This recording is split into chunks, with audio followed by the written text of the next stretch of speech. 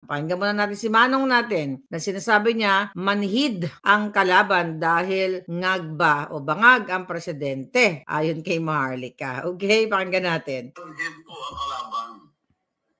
Hindi na sila nakakaramdam. Hindi ako nagsabi, pero si Maharlika, bangag daw ang presidente natin. Walang pakiramdam. Hindi niya na alam ang gagawin. So, maski mag-protesta kayo, hindi magre-resign yan. Pero kung magkaisa tayo lahat, dahil ang survey, 20% na lang suporta ng tao, 80% against them. Nasa record yan. Kailangan magkaisa tayo, pabayaan naman natin ang mga kabataan. Nag-aaral man sila o hindi, mga kabataan mag-decide kung kailan ang rally, isa lang. Sundan natin lahat yun, supportan natin. The future ng mga kabataan nito, hindi po sa amin, hindi po sa atin. Mga kinabukasan ng mga kabataan nito. So, isa lang. Pero sila mag-decide, hindi mga politician. Corrected by. Sila mag-decide ang date, I'm sure maraming susuporta sa kanila. Yun lang pakiusap ko. Huwag tayo kanya-kanya dahil pinagtatawanan lang tayo. Kaya naman niya sinabi yan, siguro hindi siguro, I believe, nakita niya yung authentication.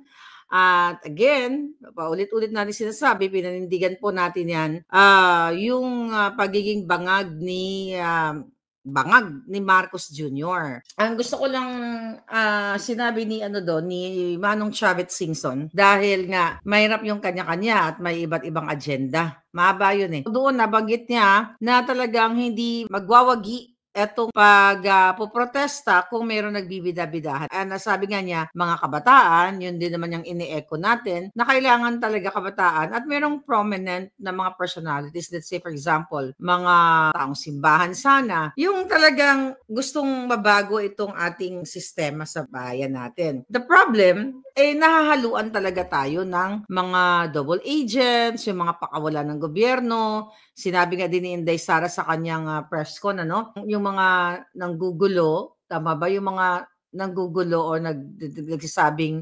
nagde-destabilize, nanggagaling din sa bangag na administrasyon. Hindi galing sa hanay natin. Nanawagan din si Governor Singson dito sa mga military, sa mga men and women in uniform na, makonsensya sila at parang ang idea niya is about revolutionary government, which is, wala yan sa constitution natin, pero once na ang tao magdesisyon, magkaroon talaga ng peaceful revolution na napabagsak yung kanyang mga addictus, ulitin natin, ang pababagsakin natin yung mga mafia, okay? Yung mga addict, hindi ang gobyerno, kundi ang mga nagpapatakbong addictus benedictus. So yung sinasabi ni Singson na then let the Supreme Court decide kung sino muna ang mamuno temporarily, then later on, magkaroon tayo ng eleksyon o, kung ano pa man. So ngayon mga palangga, para mag-ano tayo kung sino ang ilalagay natin. And also, in-emphasize niya doon na mahirap yung kanya-kanyang agenda pagdating sa rally. Tama yun.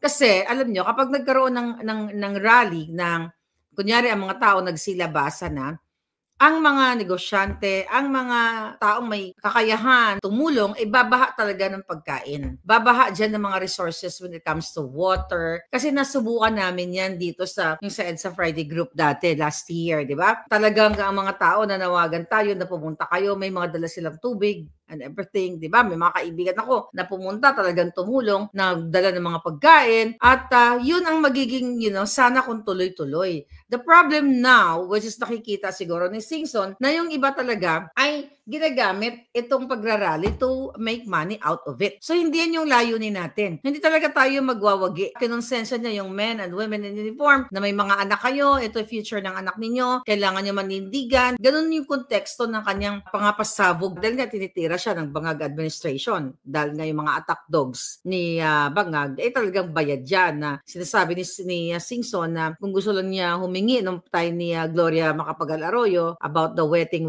na yan or other other perks nung panahon ni GMA. According to him, wala siyang hiningi. Ngayon, kaya ang binabato kasi sa kanya tungkol dyan sa mga wedding na yan. Alam naman natin na dahil pag tuwing magsasalita ka, ang isang katulad ko, katulad ni Singson, katulad ng vlogger na nag-post ng headshot bugo, di ba? Bugo si Bangag, talagang tayo ay sususugin na. Tayo ay pwedeng kasuhan, mag-invento sila ng kung ano-ano mga kaso laban sa atin. Sabi nga natin, mga kababayan, masaya naman tayo ngayon kahit papaano dahil ang dami ng mga lumalabas na mga o yung mga kilalang mga figures na kaisa natin dito sa pagsasalita na ito. Tignan natin kung paano nila ngayon gigipitin itong si Singson dahil, ineko ni Singson ang tungkol sa kaya niya binanggit yung tungkol sa pag-addictus ni Bangag Jr. dahil minention niya yung tungkol kay Tantoco na namatay sa Beverly Hills. Yung delayed ang pagtawag sa paramedics, sa mga otoridad para sana i-revive o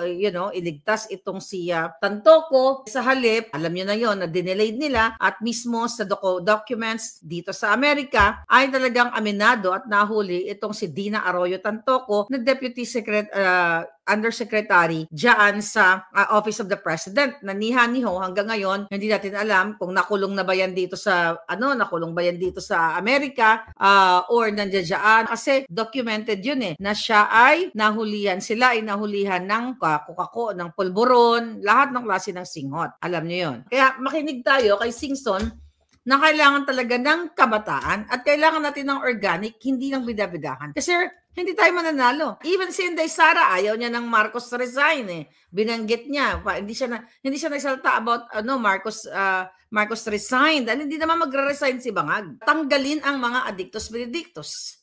Well, Sara is Sara. She is the vice president. Dahil nga out of delicadeza as a vice president, hindi siya pwedeng manguna na Marcos resign.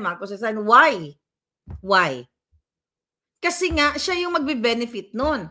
So, awkward yun. Hindi yan maganda sa isang vice presidente na mangunguna sa panawagang Marcos resign. So, let the people decide kung anong gagawin nila. So, hindi natin yan maririnig kay Vice President Sara na magsigaw-sigaw dyan, Marcos resign. Hindi yan maganda sa kanyang image. Whether sa domestic or sa international. Ang pangit nun. Kaya yung mga questions sa kanya na, I think, kung tama, natanong siya, you're supporting ba the panawagan? Yeah, Marcos resign. Sabi ni Inday, hindi naman magre-resign yan. Look at the DNA of his father. Diba? Na nagstay for 20 years. Hindi siya gagawin ni Inday. Kaya lang, kaya nga, alam ko Inday meron siyang, sabi ko nga, I will leave it to Inday, whatever strategy na meron siya. Kasi, nung sinabi niyang, look at the DNA. So, pumasok sa isipan ko, oo nga, Day Look at the DNA of Mangga. Bakit hinahayaan mo si Mangga na mag-kiss ass sa'yo o magbuntot-buntot? Siguro sabi ni Inday, andam lang ka. Di ba?